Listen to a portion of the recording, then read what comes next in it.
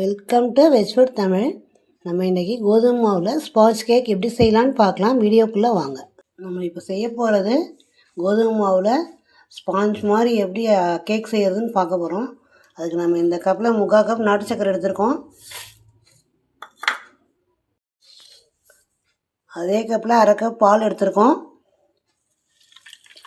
நல்ல விஸ்க் வச்சு கலந்துக்கலாம். இப்போ ஒரு பேன் குக்கர் எடுத்துக்கலாம். அதில் இது மாதிரி ஸ்டாண்டு வச்சுக்கலாம். ஒரு 10 நிமிஷம் குக்கரை லப்பர் இல்லாமல் மூடி வச்சு ஃப்ரீ ஹீட் பண்ணிக்கலாம். நம்ம இப்போ அதே கப்லேயே 1 கப் கோதுமை மாவு எடுத்துக்கலாம். அது நம்ம 1/2 ஸ்பூன் பேக்கிங் பவுடர், 1/2 டீஸ்பூன் ஆப்ப சோடா.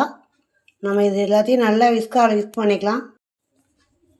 இப்போ இந்த நாட்டு சக்கரை கரைசலை நம்ம கொஞ்சம் கொஞ்சமாக நம்ம வடிகட்டிக்கலாம்.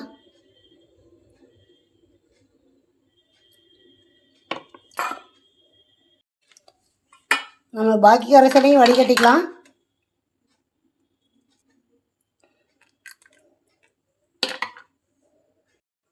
மாவு கன்சிஸ்டன்சி திக்காக இருக்குது ஃப்ரெண்ட். நம்ம ஒரு 1/4 கப் திருப்பி பால் ஊற்றிக்கலாம். இந்த டைமில் நம்ம வினிகர் கொஞ்சமாக ஊற்றிக்கலாம், ஒரு 1/4 ஸ்பூன். இது வாசனைக்காக தான். இந்த சமயம் நம்ம 1 டேபிள் ஸ்பூன் நெய்யும் 1 டேபிள் ஸ்பூன் குக்கிங் ஆயிலும் ஊற்றிருக்கோம். வாசனை இல்லாத எண்ணெய்.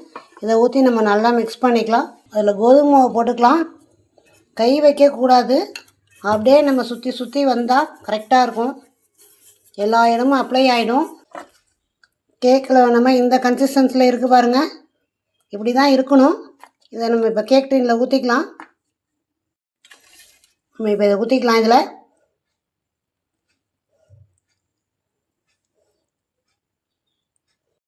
இப்போ நம்ம ஃப்ளாட்டாக தட்டி விட்டுக்கலாம். அப்போ தான் 4 பக்கமும் கரெக்டாக இருக்கும். இப்போ நம்ம இதை குக்கரில் வைக்கலாம். 10 நிமிஷம் ஆயிடுச்சு. நம்ம இப்போ அதில் தூக்கி வைக்கலாம்.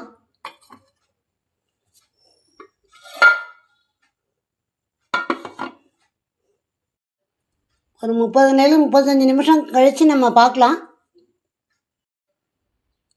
ரொம்ப ஹையாக வைக்காமல் அடுப்பை மீடியமாக வச்சுக்கோங்க.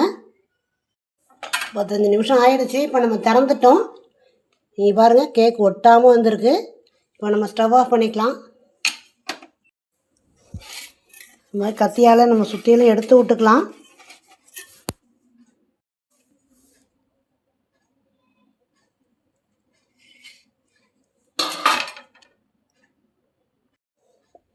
அவ்வளோதான் ஃப்ரெண்ட். எவ்வளோ சாஃப்டாக இருக்குது பாருங்கள். மைதா, முட்டை, தயிர் எதுவுமே கிடையாது.